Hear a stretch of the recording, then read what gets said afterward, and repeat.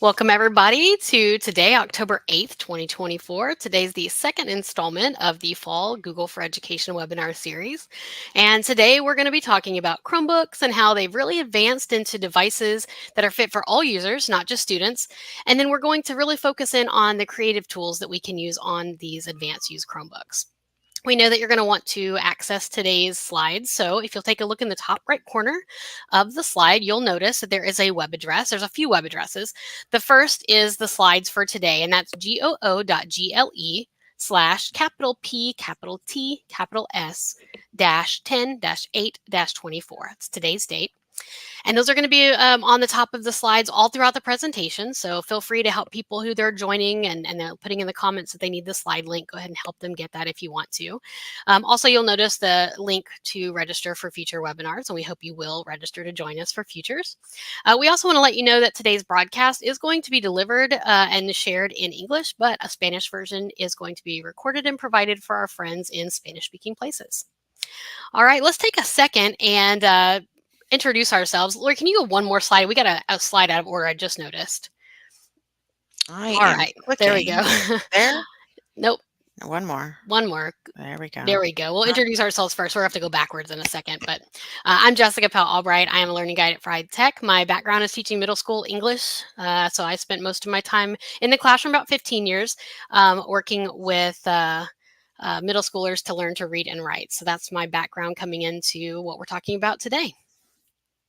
And I am Lori Roberts, lead learning guide with Fried Tech, and I'm happy to be sharing it with y'all today. And I just noticed that the slide did not update. Uh-oh, try refreshing. That's not loud enough. Reload. Luis, you look great with long hair. I know you do. I look awesome with long hair. And a lot younger too. Hey.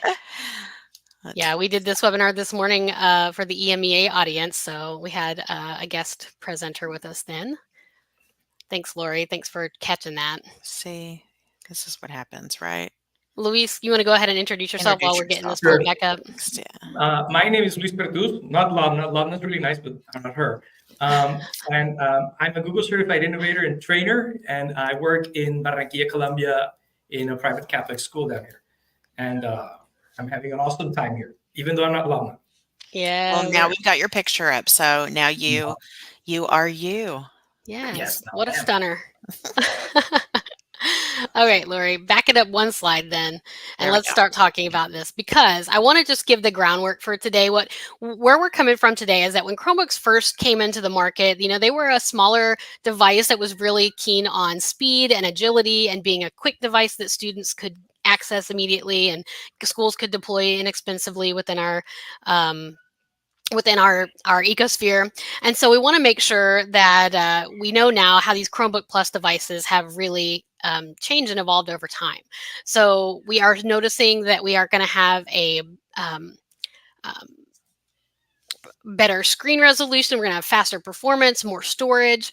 And as we have really seen these devices grow up and get these better screens, we've really seen the tools come along to help us leverage them in a creative way.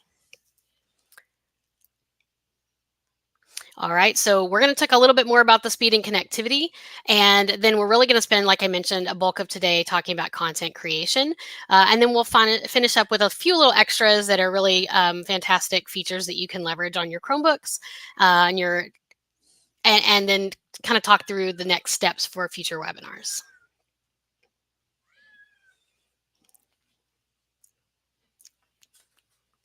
All right. So as far as our devices are concerned, we really want to focus on these Chromebook Plus devices, how they are faster, stronger, and better than before. And we know that we see, 55% fewer unplanned outages with these devices, 76% less frequent rebooting. We talked about this morning, the less time we have to reboot. So we all remember the days when we had a slew of devices on campus that needed to be manually, physically updated. We called it update day at my school, where we just kind of took the devices out of the classroom. They were out of the hands of the students for long periods of time while we updated them. And just yesterday, I had to go through and update about 4 or 5 Chromebooks. And I thought, oh my gosh, forgot I needed to set time across for this. And, it just slipped my mind that it's going to take no time at all. It takes less than 10 seconds to update that Chromebook and get those up and running how we want them. And so the fewer amount of minutes that they're spent in my hands or in anybody else's hands updating, the more time we have in the hands of the students. And even better, they don't need to be added to anybody else's work list. The students can restart those devices and they will update it automatically, as we know. So 59% less time spent on maintenance is always good for the creativity process in the classroom. And mine updated this morning and I thought, oh no, it's going to take forever. And the next thing I knew, I looked over and my Chromebook Plus was restarted and ready to go. So it's going to help in the So, classroom a lot. and when you're dealing with students, and sometimes they get like the screen is updating. Oh God, if you're like a bring your own device school like mine, it's horrible. Chromebooks are really, really good for that. They are, absolutely. And we just want the students to really be doing the engagement piece versus the update piece, right? Yeah. So these Chromebook Plus devices have powerful, sleek, productivity ready settings already ready to go. They're powerful, they are durable, and they are, even better than we've seen them in the past. So go ahead, Lori, to the next. And we'll talk now about that content creation, because we know you guys are going to understand the value of the Chromebook, but now we want you to see the Chromebook as it can be a content creation machine. And these are my favorites because creating and putting that creation in the hands of our students is, to me, one of the most powerful things about having devices, especially these Chromebook Pluses in the classroom. So the first thing we are going to look at is the screen cast app on the Chromebook Pluses. And this app is already there, but it's getting some great new updates. So with Screencast on Chromebook, you can record screen recordings, both you and your students, and be able to share them out with students. Or if you work in a professional development role like I did, being able to create screen recordings for your staff, for other educators is going to be a great benefit. And some of these updates are extremely cool. So I just opened up the Screencast app on my Chromebook, and I have one that I already did, working through an algebra problem using the great features like the touchscreen on the Chromebook to be able to work through that math problem. And you may already know what this looks like because hopefully you've used this app before. But I want to show you some of those good features that we can utilize and your students can utilize. So when editing, these are those new updates. So I'm going to click edit up in the top right hand corner. And when I click edit, you'll notice that that transcript opens up so that I can actually start editing the transcript and the video that goes along with it. So I can cut, I can mute, and what's great is now all of the breaks are at the sentence level rather than at the paragraph level like they used to be. So now I can really dig into finding maybe a sentence that I need to cut out. Maybe it's a sentence I need to go and update that portion of the video. It's going to give me some really good editing capabilities.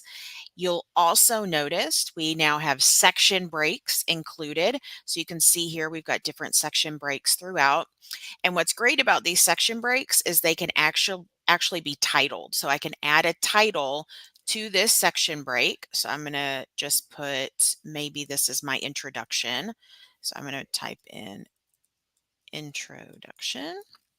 And if I click on that little toggle right there to show that section title in the screencast, it puts that little lower third down there at the bottom and makes it just look really professional, Yeah, right?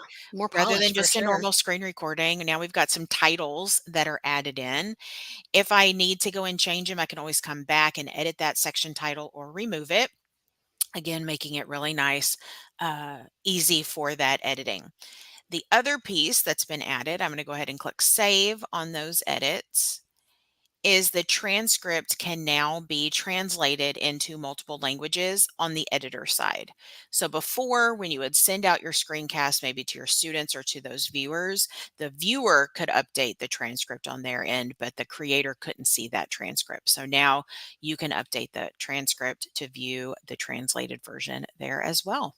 I love that Also, section header option. I mean, it just, to me, as the person creating the content, it would be really nice for me to be able to give my students, especially students who need to see things broken up on the page, just these quick segments so they know exactly where to go to find the, let's say in math class, maybe it's the direct teach part that I need, to see the formula and how the formula works. We have a section called how the formula works. Then we see a part that says how to calculate. And then there's a part that's, maybe how to work backwards or whatever it might be. But just giving the students that heads up that that's the part of the video where they need to go and click in order to find the content they're looking for. And the other thing that's really nice is all this all this is available on device. You don't have to be connected to the internet for the editing to work, which is a thing that people sometimes believe about Chromebooks, that they'll only work if they're online. And this is a marvelous capability, and you can do it anywhere. Great point. That's a great point. So I am going to hop on back over to our presentation so we can look at our next great new feature. And this is one that was teased last week in last week's webinar, and that's Google Vids. So Google Vids is a collaborative video creation app in Google Workspace for Education that makes it easy to create engaging videos. And how you can use this as an educator is you can create pre-recorded lessons, video explainers, or use it for professional development. Students can use this to create video book reports, essays, and a whole lot more. Currently, it's not available yet, but it will be launched later this year for those of you with Google Workspace for Education Plus subscriptions. And that's not all. But wait, there's more. Like, I'm your infomercial person here. A version of Google Vids powered by generative AI is also going to be available later this year if you have that Google for Education Gemini for Google Workspace add-on. I had to get that name right. So both the standard and the premium versions are, if you have either of those two add-ons, it will be available. And that version is going to allow you to create your video storyboard from a very simple prompt and create unique original images, arrange them into scenes. Let's jump in and take a look at it so that we can see what this looks like. While you're doing that, I want to clarify for just my own brain. The Vids are going to be available to Plus edition. So if you have Plus, you can start using Google Vids soon. That's accurate? Correct. And then if you have the Gemini for Workspace, Google Workspace add-on, also coming soon, you'll be able to do this AI, the generative AI part. Correct. Yeah. Got it. Okay, so two things you have to have in order to do this. Okay. Two pieces, yes. Got of the it. puzzle. So once Vids is launched, you'll be able to find it in your Google Drive. So in Google Drive, we'll go up to New, just like we do if we want to find docs, sheets, slides. And there it is right there, Google Vids. So I'm going to go ahead and open that up. And I'm just going to close this real quick. I'm going to come back to it, but just to kind of show you what it looks like, the main screen here. It looks very similar to Google Slides. You can kind of think of it kind of like Google Slides, where you're going to have different screens, and then you can record in some narration, and you can do some editing with sound effects and things like that. So it's kind of like, I like to think of like a video editor, if you've ever edited like in YouTube before, with Google Slides kind of meshed together. Now, for the Gemini piece, you launch it just like you would launch Vids already, but on the main screen that pops up, that's where it tells you, hey, let's start creating. And what's great is you can create from a prompt and it will build the entire video for you. Okay, so I'm going to pop in a prompt here. Let's say explain the difference between an animal cell and a plant cell. My biology teachers are going to be happy with me for that one. And I'm just going to click next. And then this is a little wizard. So it's going to take you through each of the pieces that we need to then select.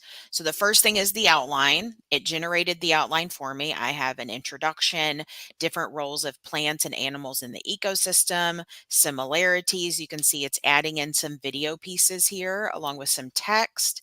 I can reorder these if I want to, so I can move them around. I can add in new elements. I can edit. So I still fully editable if I don't like the content that was created for me, or if I need to add in something that maybe got left out.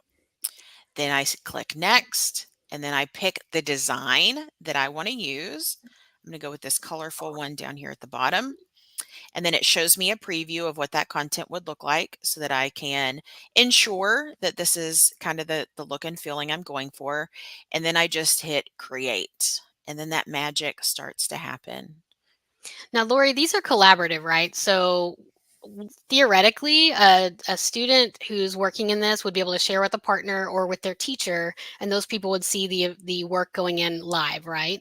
Yes, so it's built on Google Drive. So just like Slides, Doc, Sheets, you're able to share. So you've got that wonderful share button up there where we can share out to others to edit, collaborate, or just share our finished product. And students who are using regular Chromebooks, if they have Plus Edition and they have the Gemini for Workspace, Gemini for Google Workspace add-on, they could still do these things even on a regular Chromebook. Is that right? Correct. Yes, it's Great. just the addition of your workspace plan that you want to make sure you have the plus to be able to get to the vids. Gotcha. So the Chromebooks Plus are really just about the enhanced performance more than these tools specifically. Absolutely. Got it.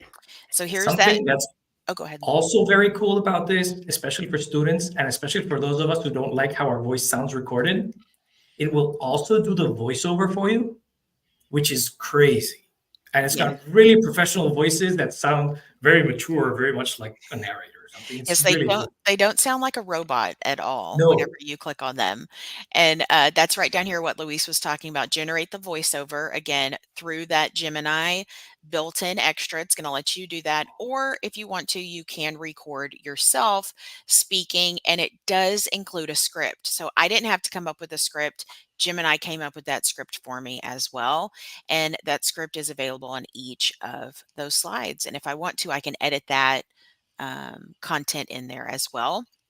And I'm just going to hit the play button so you can see it start to go through the content. There is a audio track underneath it, so it pulls from public domain audio, so you do get some background music in there as well. So really polished feeling video. The videos included, images, graphics, everything is there. So this is going to save you as a teacher so much time if you're wanting to build some content, some extra content for your students, because once this is done, I can either share it out using that share button, or you also have the ability to download this as an MP4.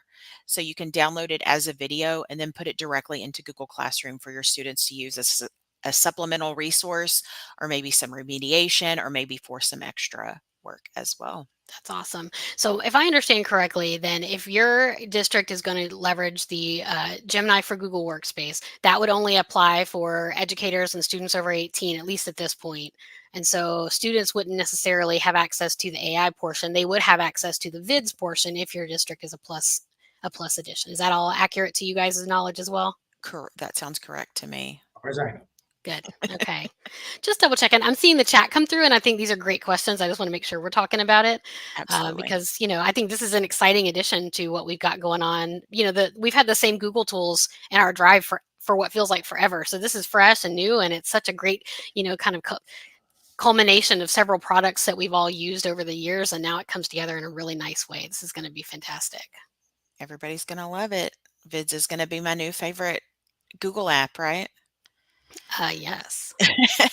Okay, so the next one, I know this is going to be controversial, but here we go again. The great debate. Is it GIF? Is it GIF? GIF.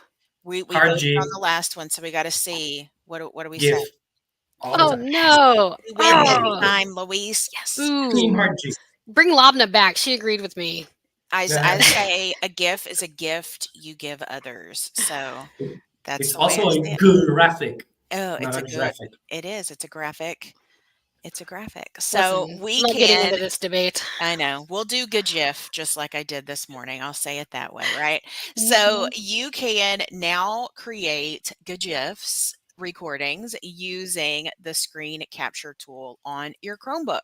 So in the bottom right hand corner, I'm going to open up that wonderful little area down there, and I can see I've got screen capture as a button. if on your Chromebook you have that same little icon, you may notice you can also open and launch screen capture from that key on your keyboard as well. And what this is going to allow you to do is, just like you can have already been doing, taking screen grabs and screen recordings with video, now we can also get those GIFs. So down at the bottom of the toolbar that comes up, once you make your selection, if you're going to do full screen or partial screen, you can switch between getting a regular still capture or a video recording. The GIF option lives under video recording since it's moving, so that's where we want to go to find it. So in the middle of the screen, you'll see it says record video, and there's a little drop down, and underneath that drop down is where you will find that record GIF option. So now you're recording an animated GIF as opposed to a video. That animated GIF, once it's completed, is going to save into the downloads folder on your Chromebook. So then you can put it wherever you want to. You can add it into a lesson. You can put it into a Google slide. You can add it to a Google site. You can put that GIF anywhere you want to. That's awesome. And that's Chromebook. That's just a Chromebook feature. It's nothing special other than having the Chromebook. You have access to that. Correct. And so the Google Vids, I've seen a lot of comments coming through about when it's going to be available and who has access. And I believe there are some accounts, some select users might have access to Vids at this point, but it's still not available widely to all users yet. It's a slower rollout. And so we're going to be looking to see that in the later part of the year. Is that right? That's right. I've been playing around with it, but because I got access through someplace else, and it's been interesting playing around with a new tool. Yeah. So coming soon. Yes, right? definitely coming soon. So if you're not seeing it, it's not that there's nothing wrong with your account. It's just not available to you yet. Yet. Another one that is coming soon, this is a big one, is the Recorder app. And this is coming soon to Chromebook Plus, which will be allowing users to capture audio, and that audio is automatically transcribed and synced across your devices for easy sharing. And unlike standard audio apps, Google Recorder is going to provide you a scannable transcript, and it also summarizes those long recordings, giving you 3 main key points that you can pull out from that recording. Additionally, it's also going to be able to identify and label speakers. So if you have multiple people speaking like we are right now, it's going to label those multi-speaker events. So great for lectures and meetings. So if you're having different types of parent meetings and you want to use that Recorder app, you'll be able to record that as well. Those of us who have Pixel devices are familiar with this app, and it's crazy. And having it on your Chromebook would be great. I can imagine having gone to the university and recording my classes this way. It would have been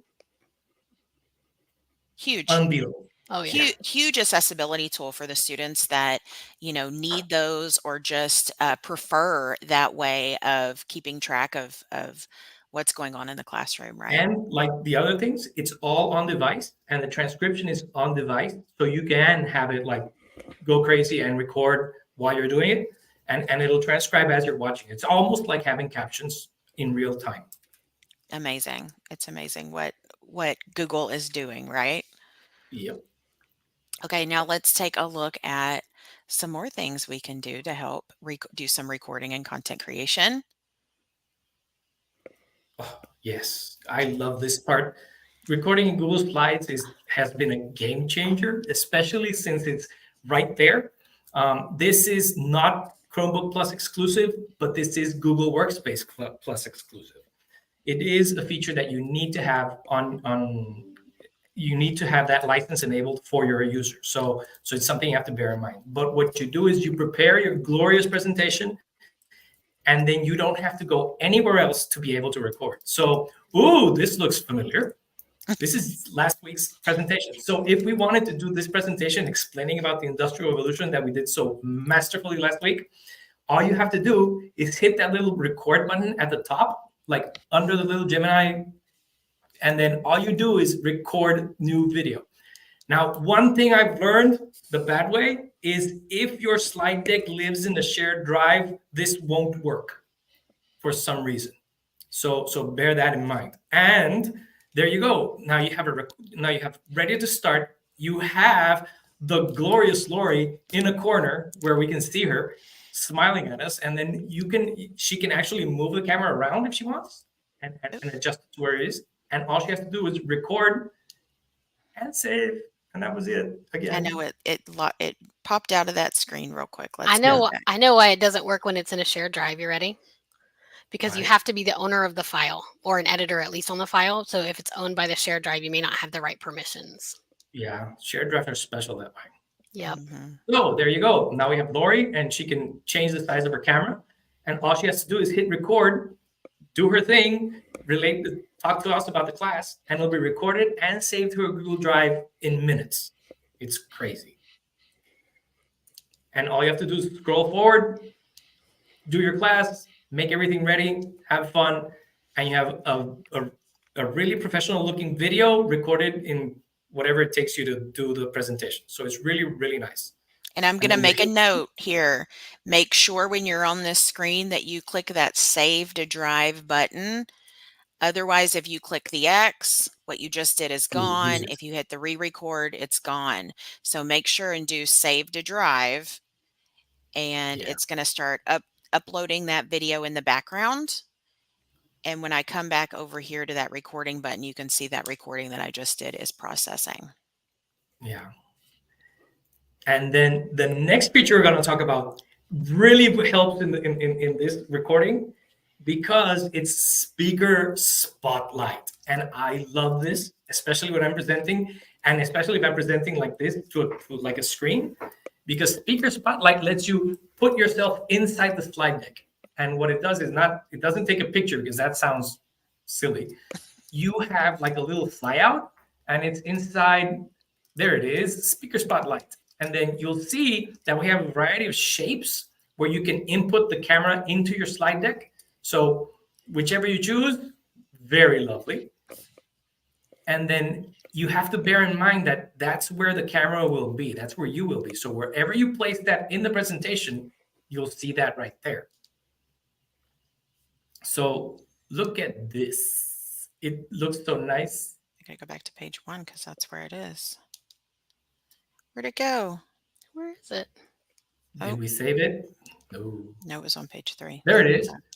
Let's try that one more time. And while we're doing this, there was a question that came through the chat, I think from Wanda, asking about or mentioning that students were having some issues because they're repeatedly recording on their slides and then they're hitting their drive quota. So that is something that people need to be aware of, is that the file does count towards your quota. And obviously there's a limit to how long the recordings can be. So it might be worth your while to go through and delete, erroneous or unused recordings if you're not going to go that way. Or get rid of old classes as Could do the students same. also. And then as far as having 2 students record at a time, I actually don't know the answer to that. My assumption would be no, I didn't see a way that we could collaboratively record. But Luis or Lori, do you guys know any better than that? Well, I would guess not. Either that or they're both together and they stick their faces together next to the True camera. statement. They could physically be together. But if can we try it real quick and just look at it together since we have the time to do a quick recording, even though we're doing in the recording option, this one? Yep. I don't think so. I just don't see a way that it's going to be allowed to. I think it's going to do 1 recording per person because the recording happens on the device, right? And then it uploads it to Drive. It's not simultaneous. I think so too. So I would give a confident probably not to Jason to answer your question about that. I think it would be the same as like if we were both in this slide deck right now, you could be on slide 1, I could be on slide 3. What I can imagine is if you do the whole presentation, the whole recording, put that into slides, and then have the speaker spotlight that, and then record yourself doing it again. So you have to really script it through. Yeah. You do your part, then I'll do my part. Something like that. Yeah. And so recordings is exactly what it sounds like. You're recording the slide and you can be in the little pop out on the side. Your adorable little face, Lori, was on the side or in the top or the left or whatever, but that's for recording. Now the speaker spotlight, that's more of like a live time use, right? That's not necessarily recording at all. That's just having a live video feed embedded on the slide in case you're in a large format audience or you just want people to see you on the slide. Is that right? Right. Yep. Got it. So if we were presenting the slide deck and our faces were next to us, we could put it, the person who's doing the presenting could have their face on the slide deck. Yes. Got it. That's great. Okay, out of content creation, now we're going to talk about some extras and updates on your Chromebook. Yeah, so these are Chrome OS specific. Yes. Yes. So one of those really nice things is, since Chrome OS is a Google product, it will integrate seamlessly into everything googly. So what's really cool is, with Chromebooks and Chromebook Plus, you can have your schedule, your tasks, and everything within the screen. So like at the bottom right corner, we'll see where it says October 8th. If you click right there, you'll see the task we have in Google Tasks, which is another tool. And then you have the tasks that are there already, so we can see what we're missing. So in this case, what account is this? The Fried LG account? Mm-hmm. So the learning guide right now, he has to turn in grades, and he has it, or they have it. So, it's things you have to have in mind. So it's really nice, because also, and we're going to see this, I think, in the next slide, Classroom will also be here. So you're going to be able to see like notifications pop up to help you with being on time.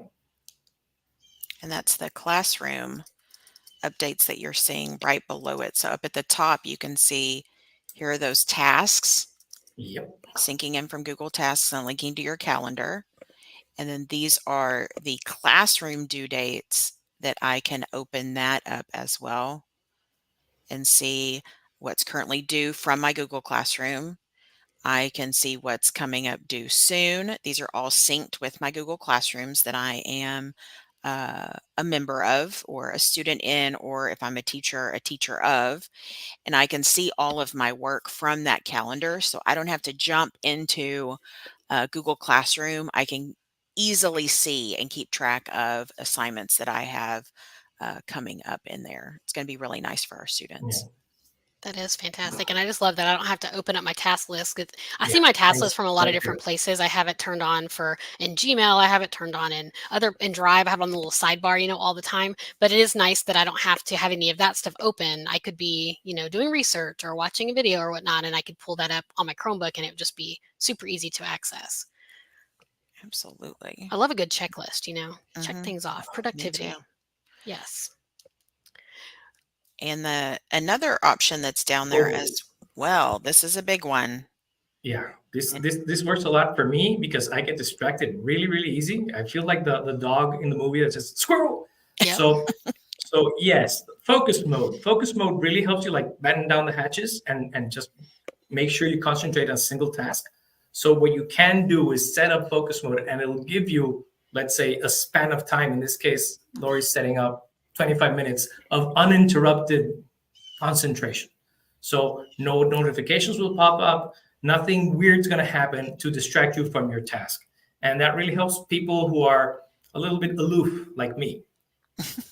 And our students, because I think our students are bombarded with notifications all the time on their devices. And I think it's simply because most of the time when a new app launches, it asks, do you want notifications? And most people just click, okay, okay, okay, let me get to the app already. And then you Yeah. end up with all those notifications that are coming through, constantly distracting you throughout the day. So this is going to be a great option on the Chromebooks for our students as well. And I think these features that we're talking about right this very second, I think these are these are all Chromebooks are going to have these in the newest update. I think it's version 129. So if you have a regular Chromebook and you just make sure it's updated, you should see these features as well. So I know for sure I updated a handful of Chromebooks yesterday, and not all of them were Chromebook Plus devices, and I still saw, at least I saw the task list for sure, and the classroom, probably because I wasn't logged into an account that had a classroom attached to it. So I would definitely check those things out on all my devices, but yeah, I don't think it's limited to the Chromebook Plus devices. And I think the soundscapes may not be fully out yet. So the pulling in the music or the sounds, because my Chromebook updated this morning, And unlike that screenshot, I don't have it here, and I am on a Chromebook Plus. So I believe that some of the features are probably slowly trickling out as they get added to those different versions. Yeah, yeah. Okay.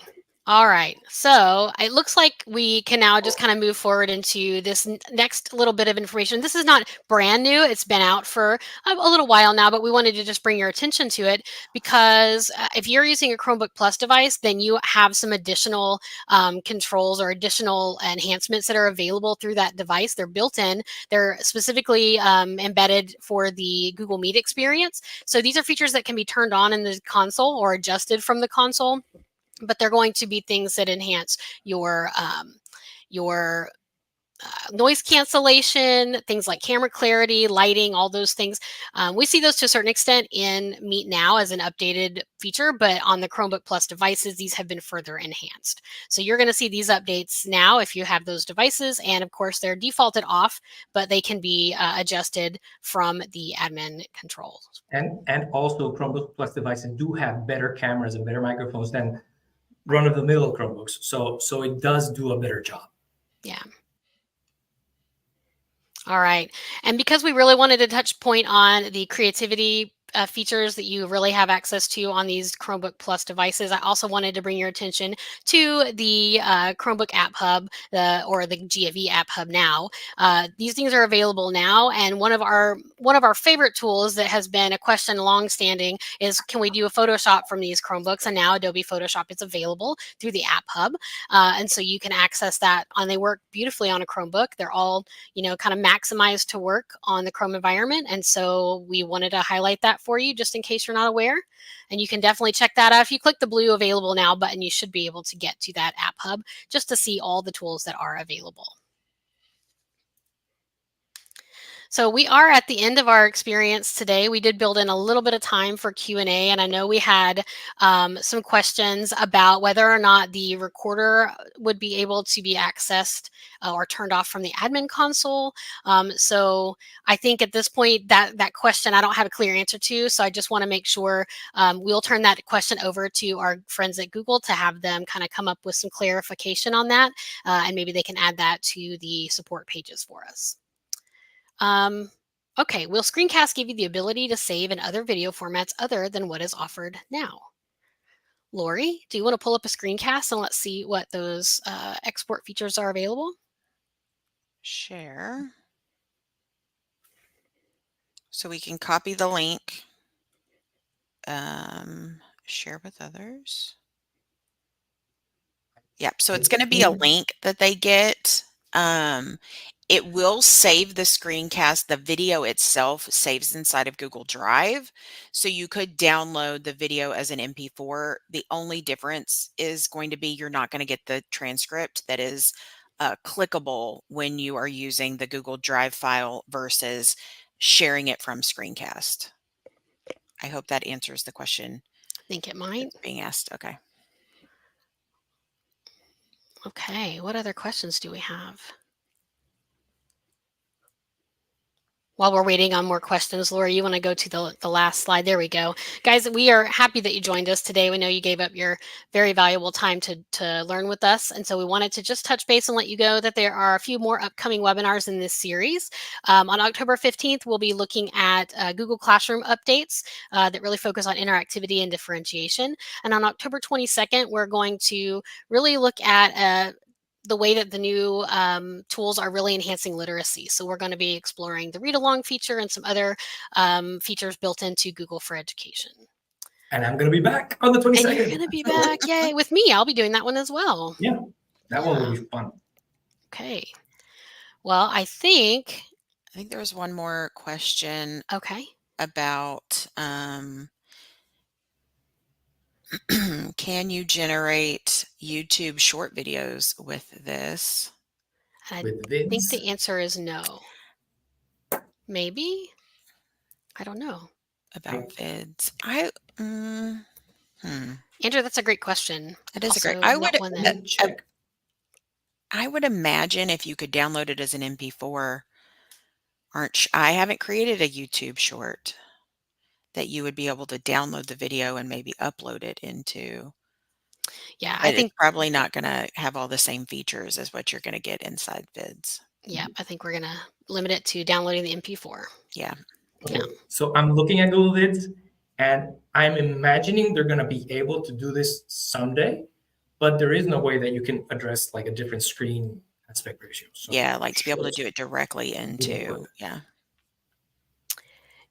Danielle asks about using offline mode and saving to the hard drive of the Chromebook. Does it have to be Chromebook Plus or will that work on any Chromebook? Which feature are we discussing specifically, Danielle? Talking about the screencast? Or are we talking about the recording? The screencast will download to the Chromebook, no problem. Like other stuff, like doc files or sheets, it'll save it in its own format.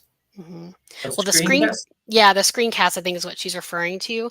And as far as I understand, the screencast is not limited to the Chromebook Plus device. So if you're downloading it as an MP4, it should download um, to the device. It should not be. It should be limited to whatever storage ability that device has. So if you're Yeah. downloading it, it's a big file typically.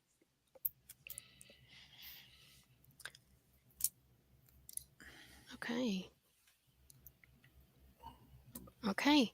Well, guys, thank you so much for joining us. And if you don't have any more questions, we're going to hang around for about another minute or so and answer any more that are remaining. But otherwise, guys, have a great rest of your day. Enjoy your lunch for those of you in the Central Time Zone.